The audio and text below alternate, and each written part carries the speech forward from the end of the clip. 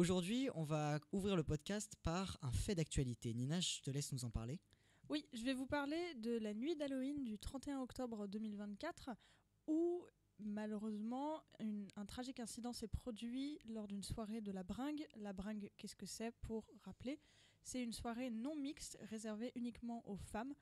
Je pense aussi aux personnes trans et non binaires, mais à vérifier. Cette attaque a été tirée au mortier d'artifice et a blessé 75 femmes qui sortaient. On ne sait pas si l'attaque a été directement visée par les agresseurs. C'est un peu ce qui est supposé, que des hommes auraient visé la soirée pour dégoûter peut-être les femmes d'aller à cette soirée. Mais nous allons en tout cas développer aujourd'hui dans ce podcast toute une réflexion avec plein de faits d'actualité qui sont arrivés là dans les 2 derniers mois. Donc le podcast change un peu d'habitude, vous inquiétez pas, on va quand même digresser. Oui, c'est quand même l'objectif, hein. Il faut qu'on reste propre à notre ligne éditoriale, n'est-ce pas ? Exactement. Donc oui, à vérifier, donc, si les personnes trans et non binaires ont accès, vous pouvez directement demander à la Bringue sur Instagram. Il me semble qu'ils sont très ouverts. Donc n'hésitez pas à envoyer des messages. Alors le fait que ça ait été ou non visé, c'est ce qui fait un petit peu débat, comme c'était la nuit d'Halloween, il y avait des festivités, etc. Mais c'est quand même intéressant de se dire qu'il y a eu un choc, enfin ça a été vraiment perçu comme un choc entre hommes et femmes. Oui. À ce niveau-là. Et parce que déjà l'objectif de la Bringue, c'est de faire des soirées qui soient non mixtes, vraiment de séparer ça pour justement donner un espace où les femmes se sentiraient en sécurité étant donné qu'il n'y a pas d'hommes. C'est en tout cas un petit peu le message et l'objectif de l'association, il me semble, c'est une association. Et voilà, on va dire ce choc, là il intervient dans un contexte assez tendu, je trouve, entre les hommes et les femmes, qu'on va justement développer, comme tu l'as dit, avec des événements d'actualité. Digression. Développement oral ou écrit d'une question qui s'écarte du sujet. Oui, en gros, on parle d'un sujet, puis à la fin, si tout va bien, on ne sait plus de quoi il s'agissait. Bonjour, je suis Nina, journaliste chevronnée en devenir, beaucoup trop investie dans Drag Race. Je suis actuellement candidate pour 3 élections différentes, dont Miss France section petite taille. J'ai pour ultime but que le monde entier reconnaisse l'ascendance divine du Felis Catus, le chat. Bonjour, je suis Diego, communicant dans mon vilain arc depuis 2017. Ayant raté ma formation pour devenir pape, je me suis tourné vers l'humour. Jérémy Ferrari, épouse-moi. Mais prier Dieu m'a aidé à gagner autant que Nina, en bossant moins. J'ai pour ultime but que le monde entier écoute du métal et m'acclame en tant que chanteur suprême.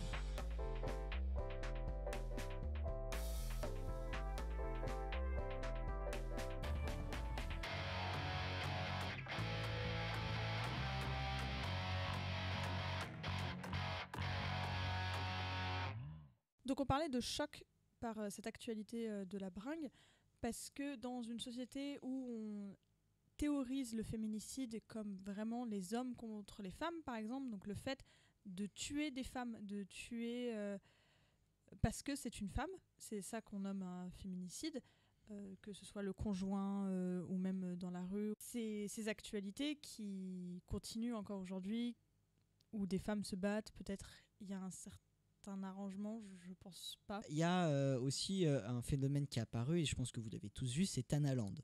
Donc, d'où est-ce que vient le terme Tana ? Le terme Tana, donc, je pense que ça a été beaucoup débunké. Vous avez dû voir beaucoup de vidéos passer ou dans vos feeds ou même voilà, à la télé. Je crois qu'ils en ont parlé aussi à la radio. Oui.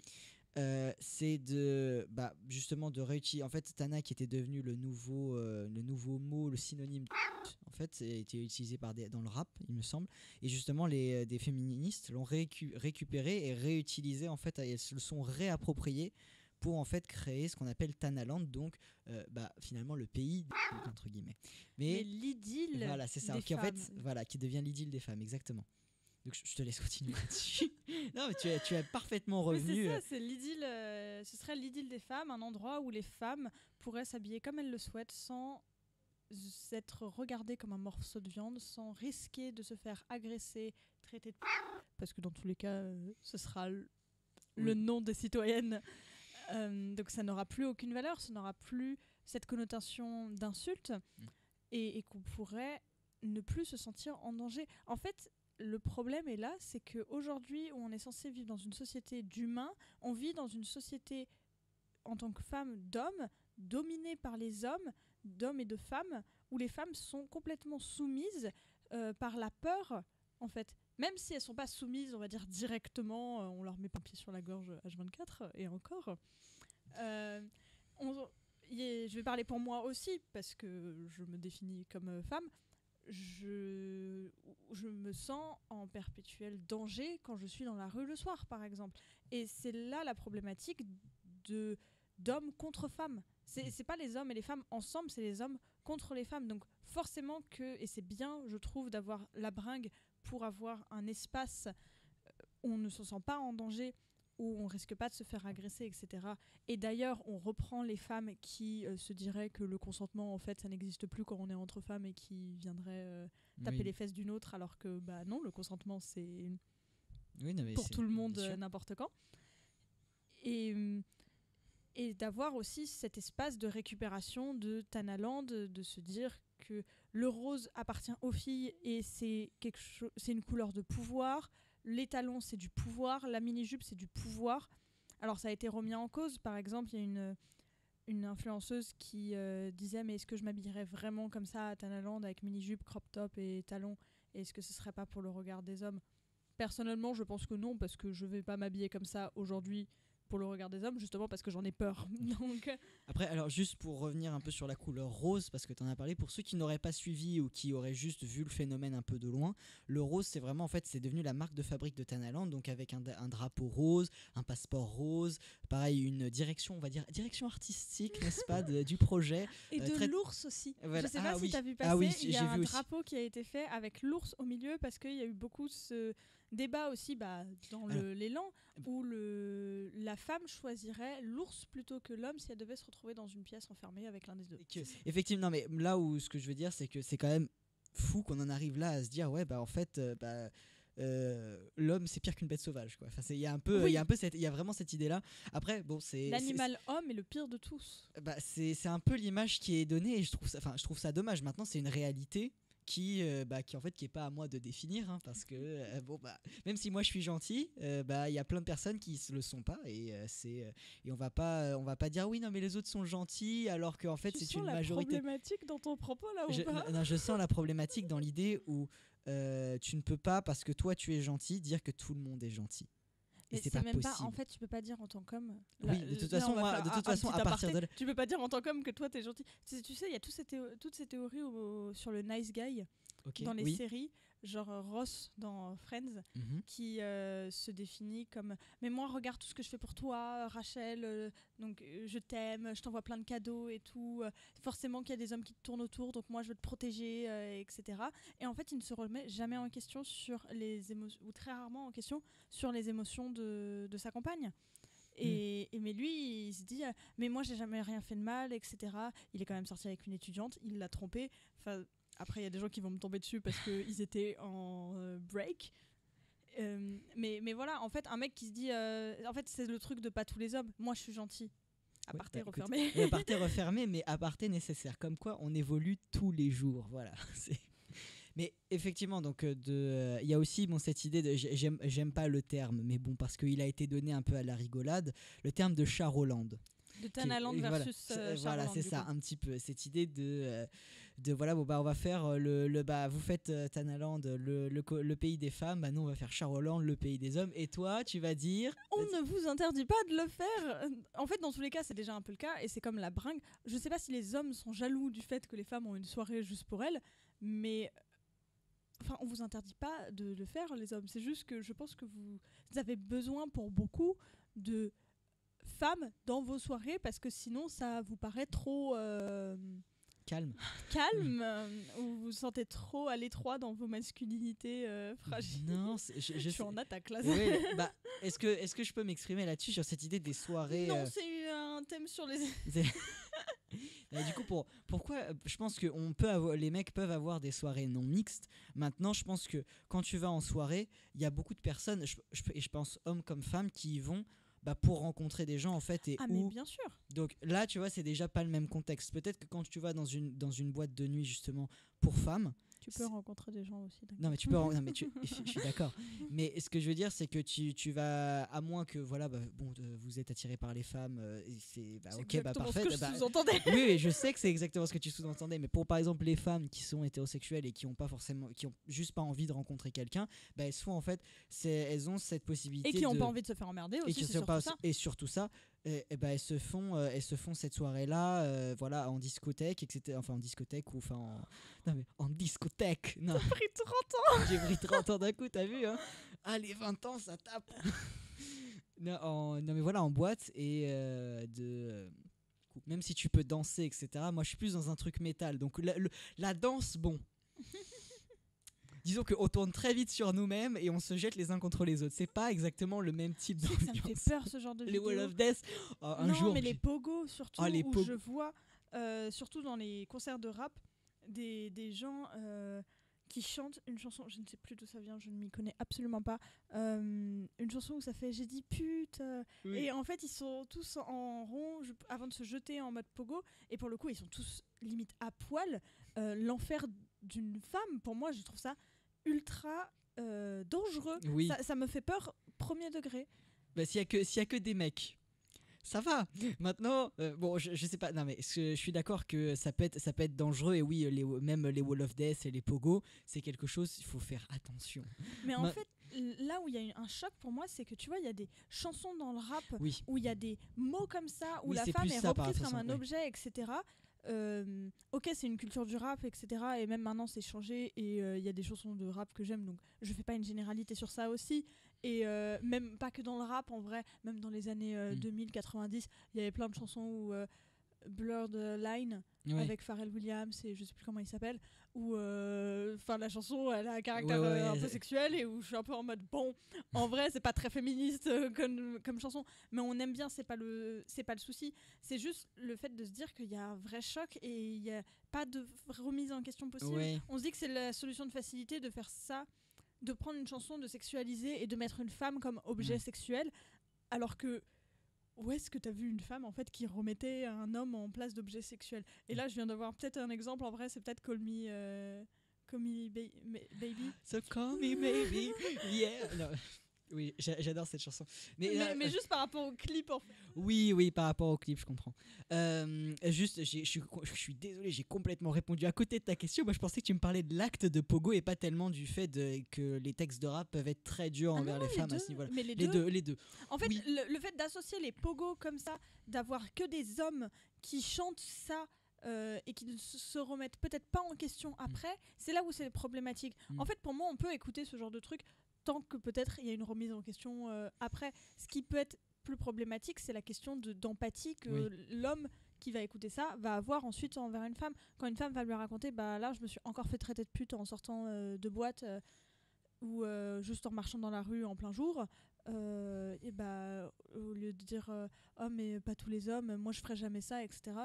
Tu dis merde, je suis désolée pour toi, si t'as besoin tu m'envoies un message, si t'as besoin tu m'appelles. Il y a plein de solutions comme ça et de petits gestes, changer de trottoir par exemple, si jamais vous marchez, vous êtes deux et il y a une femme devant vous, le nombre de fois où j'ai l'impression de me faire suivre et ça se trouve c'est le cas ou c'est pas le cas, j'en sais rien.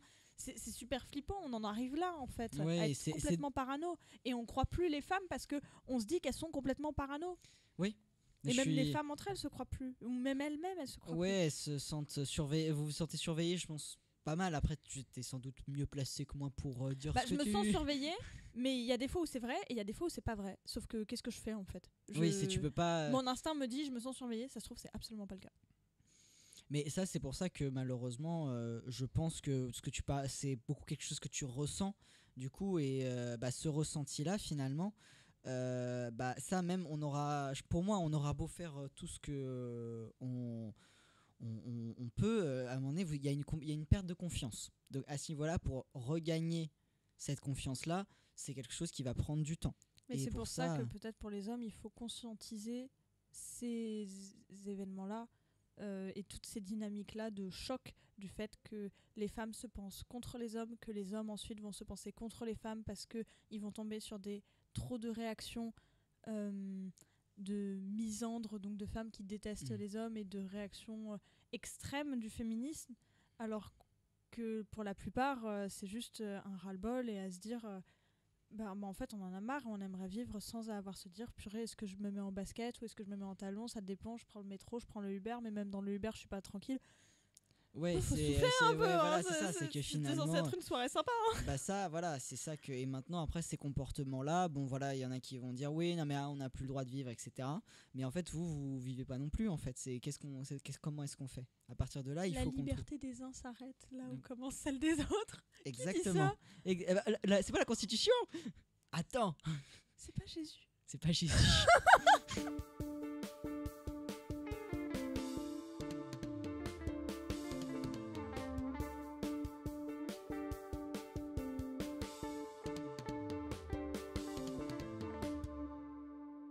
Vous n'êtes pas sans savoir que les élections américaines se sont déroulées ce 5 novembre 2024 dernier, que, j'allais dire notre cher, mais non pas du tout, j'ai pas envie d'être gentil, Donald Trump, bref, a été élu de manière très serrée, je sais pas comment dire ça, À coude à coude, au coude à coude. au coude à coude avec Kamala Harris, et on voulait se concentrer sur le résultat de vote des femmes qui, comme encore une fois, en 2020 avaient voté pour le camp démocrate, donc pour aujourd'hui Kamala Harris, et qui ont voté à 54% pour elle, contre les hommes qui ont voté à 54%, mais pour Donald Trump.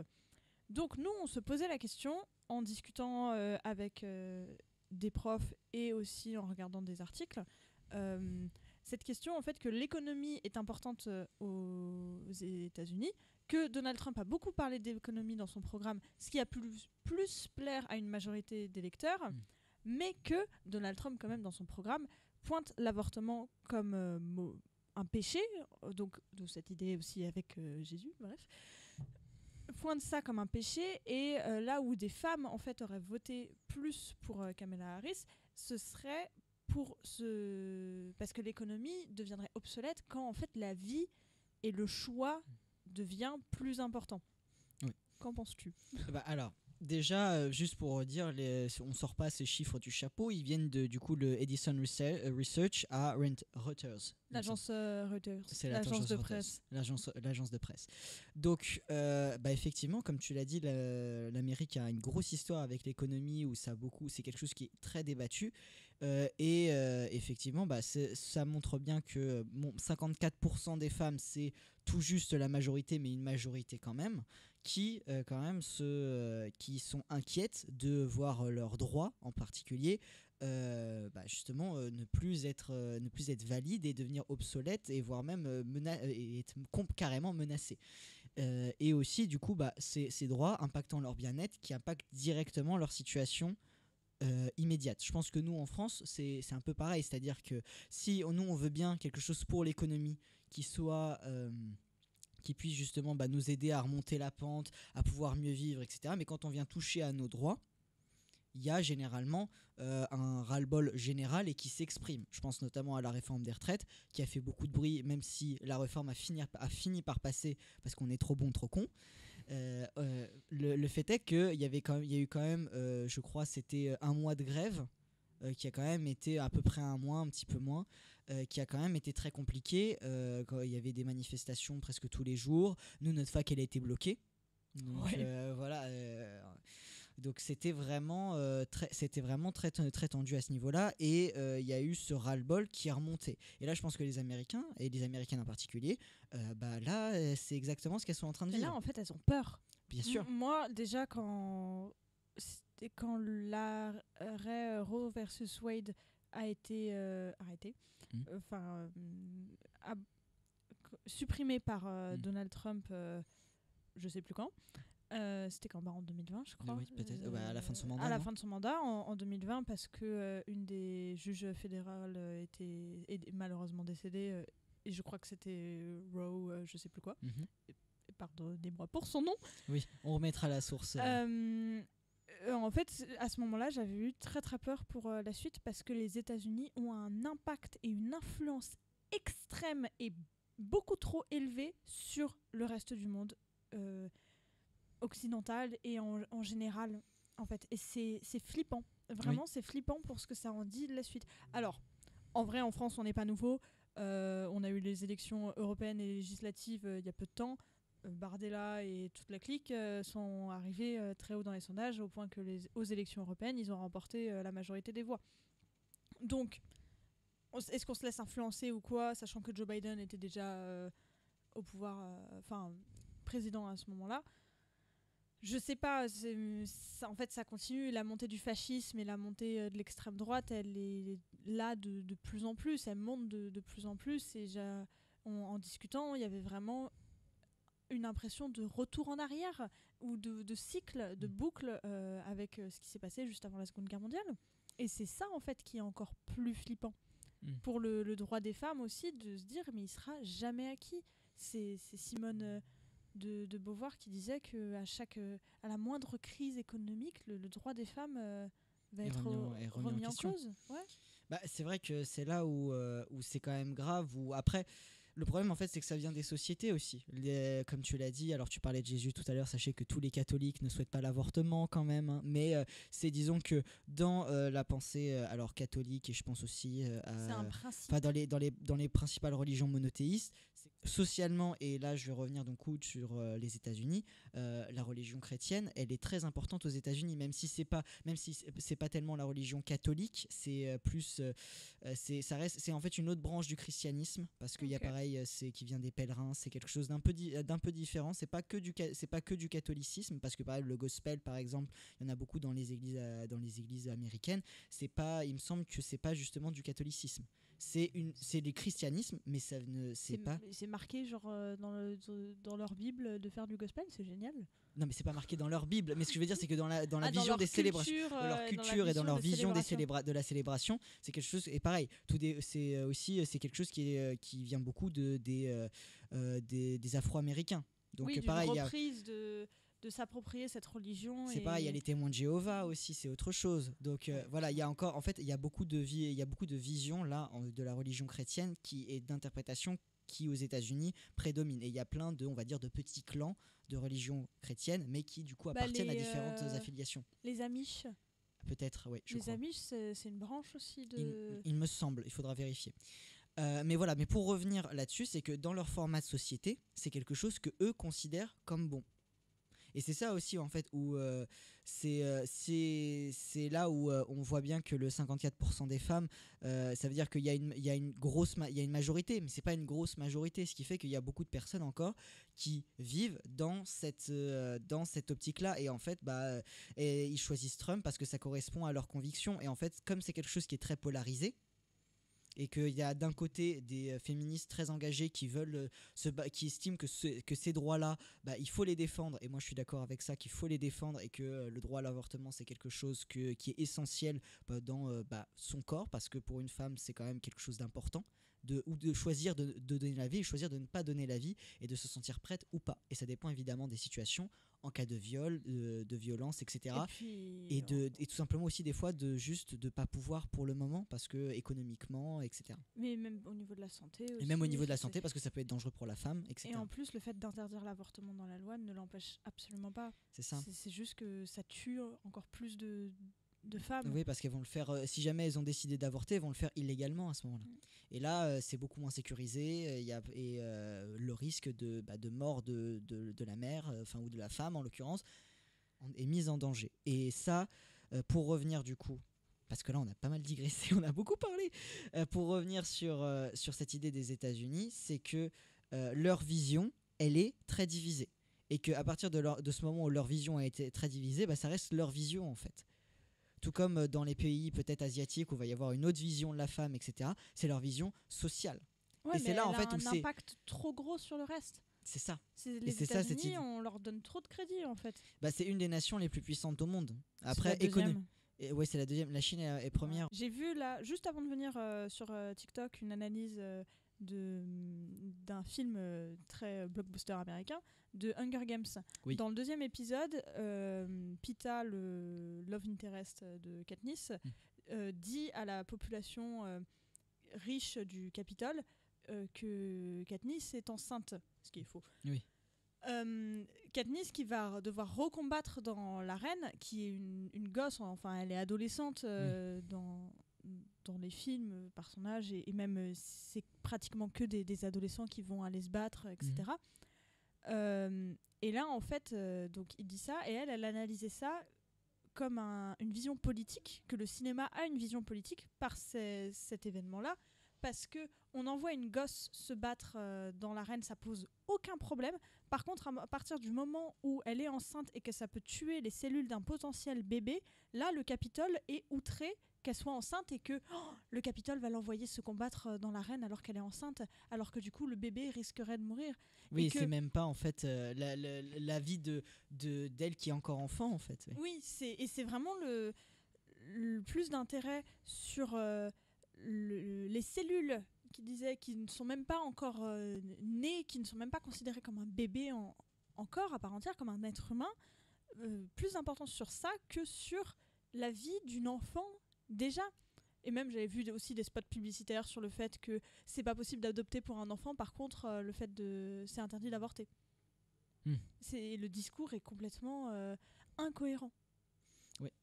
Après, voilà, je pense que pour Hunger Games, c'était fait exprès pour montrer justement, parce que c'est déjà une critique et une dystopie, donc c'est clairement voulu. Mais ouais, c'est ça, un ce spot-là, détail du film qui est pas forcément relié. C'est-à-dire qu'il y a beaucoup cette critique de les riches ont tout et c'est ceux en bas de l'échelle qui leur donnent et ils font pas gaffe, ils se doutent même pas de ce qui s'y passe.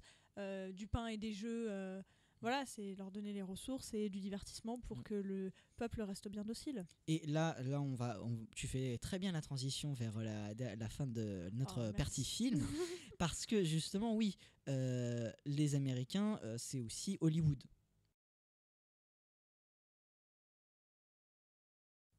Donc, les États-Unis, c'est aussi Hollywood, Los Angeles, la vie à l'américaine, l'aigle, le drapeau, la Floride, Miami.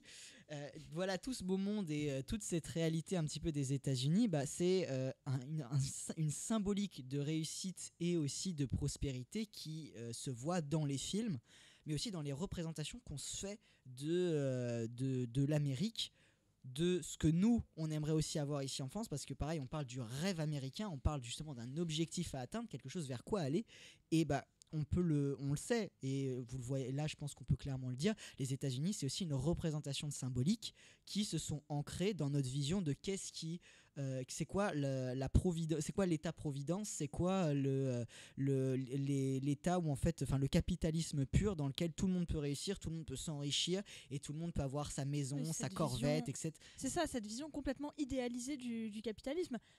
En soi, pour remettre les choses au clair, le capitalisme, c'est une idéologie qui peut être bien ou mauvaise, ça, voilà, c'est l'idéologie. C'est une idéologie économique à la base. C'est ça. Le communisme, pareil, économique et social.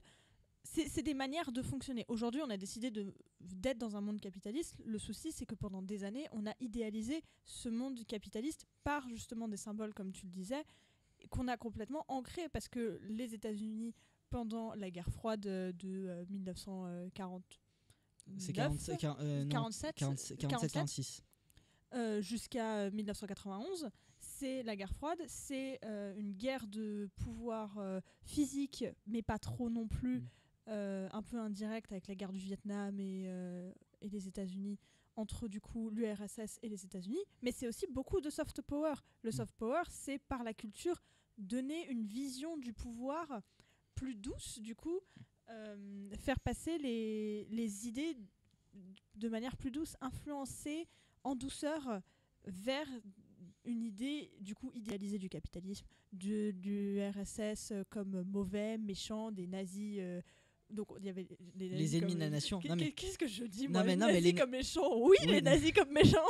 Oui, non mais là en l'occurrence, c'est que vraiment les ennemis de la nation à cette époque-là. Les ennemis de la nation sont les ennemis du monde, et c'est pareil, c'est souvent le monde est en danger. Vous avez peut-être souvent vu le même, le monde est en danger, et le monde en question, il y a juste les États-Unis qui sont détourés sur la carte.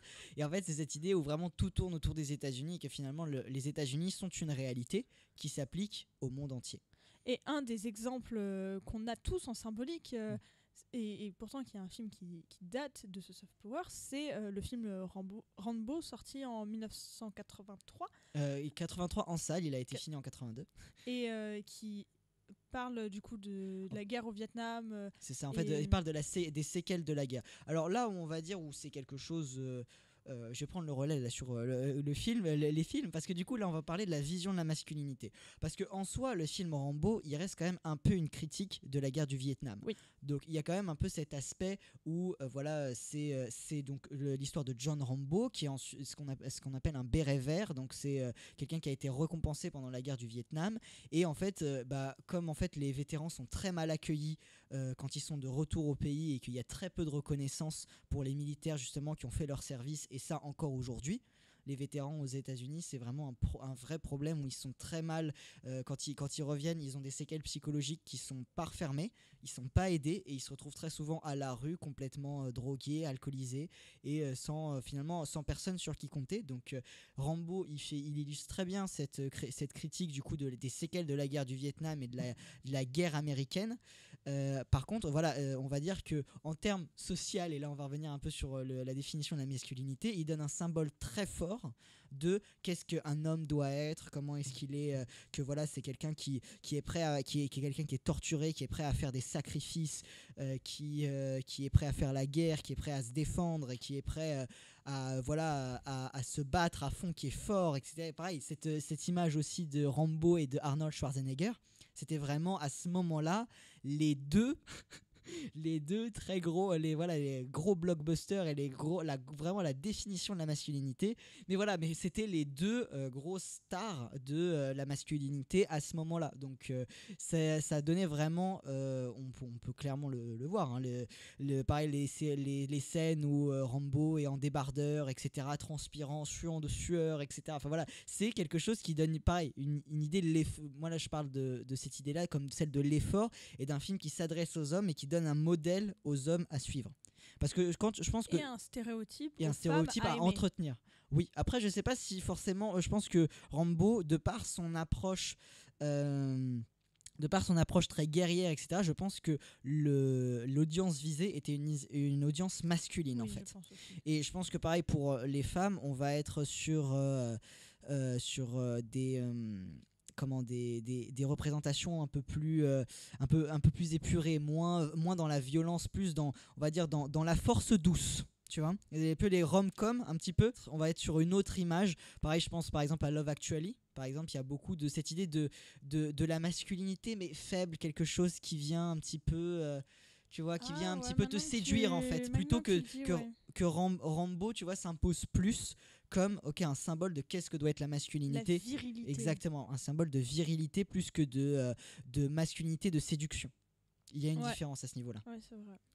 Donc cette idée, voilà, en plus du soft power, pareil, pour montrer que malgré tout les vétérans sont quand même une force forte des États-Unis, parce que pareil, il n'y a pas un Rambo, il y a Rambo 1, 2, 3 avec des intrigues qui pareil tournent généralement autour de la guerre et des armes, mais voilà, qui viennent entretenir Le mythe. c'est voilà un peu le mythe de Rambo, de cet homme fort et qui est caricatural, on peut le dire, de la virilité Complètement. exagérée.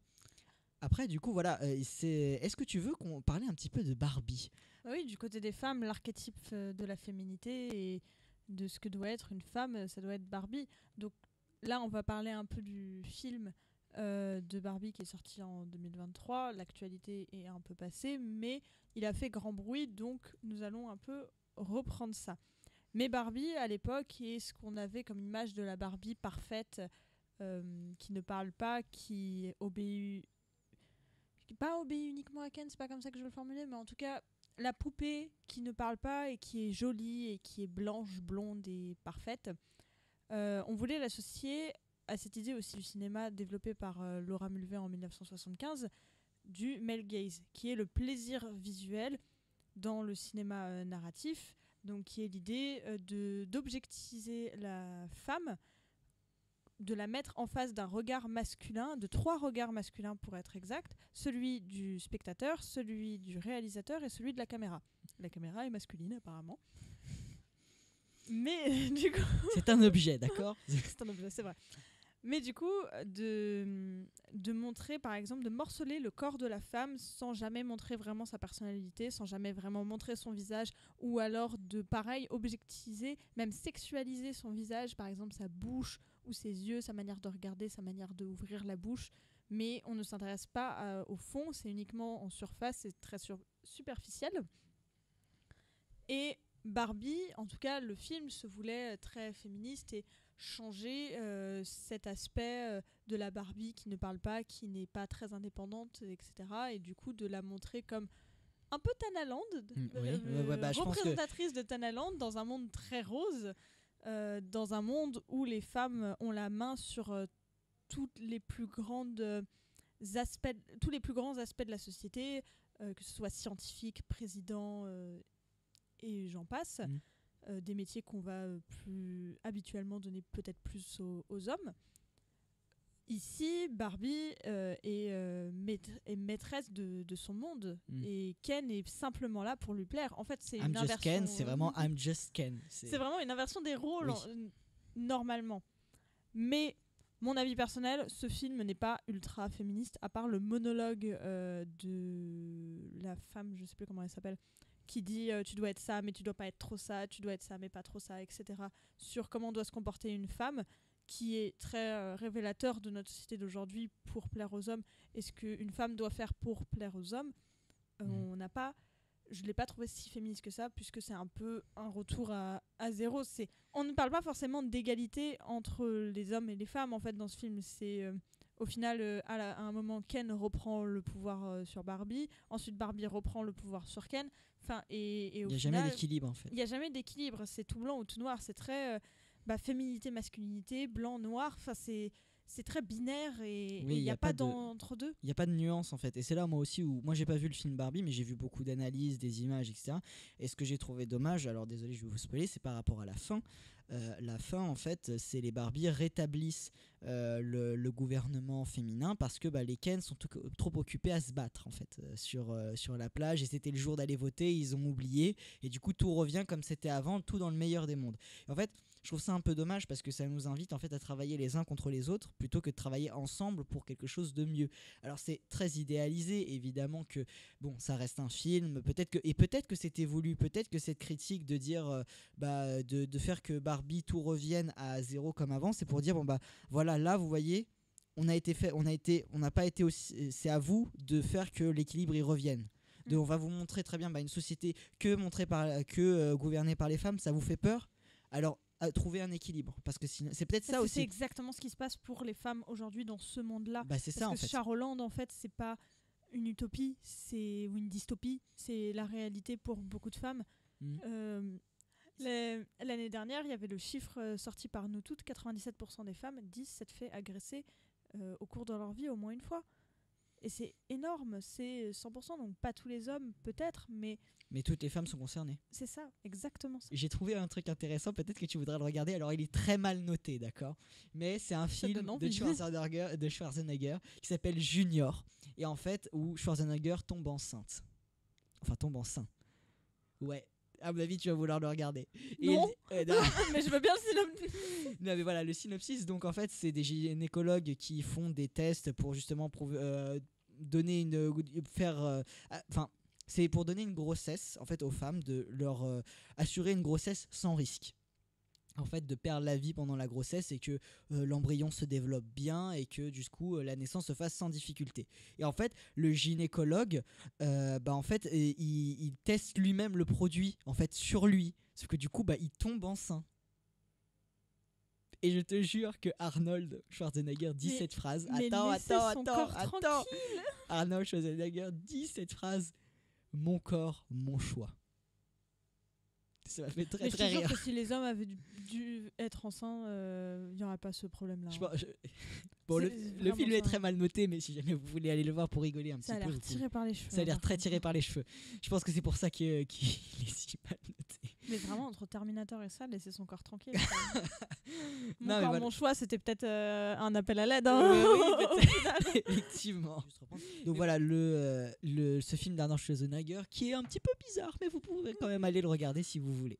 Donc voilà, je pense qu'on a terminé sur l'objet de la femme. Filmographie. Oui, l'objet de la femme. L'objet de la femme, pardon. La femme comme un objet plutôt.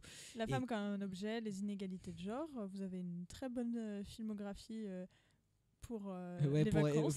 pour étayer un petit peu tout ça. Donc voilà, merci de nous avoir suivis pour ce podcast sur les inégalités de genre.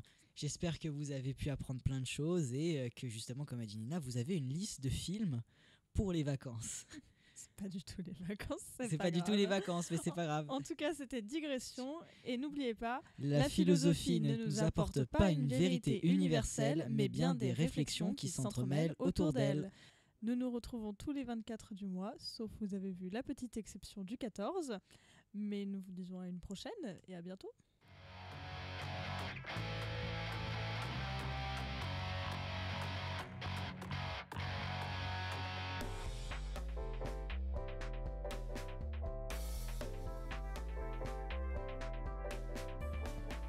Parfait, très bien, super conclusion. Tu as négocié ça comme une chef. Écoute, voilà, moi je pense, si nous en sommes ici aujourd'hui, je pense que c'est après tout grâce à des rencontres.